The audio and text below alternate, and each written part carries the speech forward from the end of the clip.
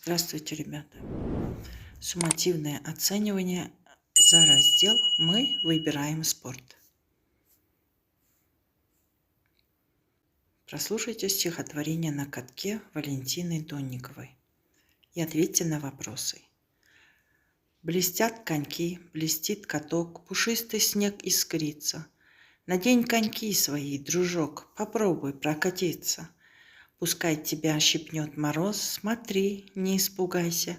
Пусть заморозит он до слез, ему не поддавайся. Не отступай, скользи вперед, лети быстрее птицей. Мороз сердитый отстает от тех, кто не боится. Что дает автор стихотворения своим читателям? Ответ В. Советы. В каком предложении есть сравнение? Ответ С. Лети быстрее птицы. Что означает выражение «шипнет мороз»? Сделает больно. От кого, по мнению автора, отстает сердитый мороз? Мороз сердитый отстает от тех, кто не боится. Говорение.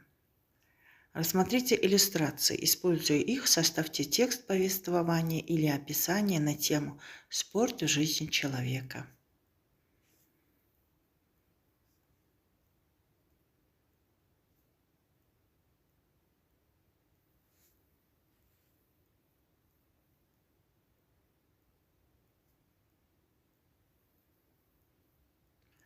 До свидания, ребята. До следующих встреч.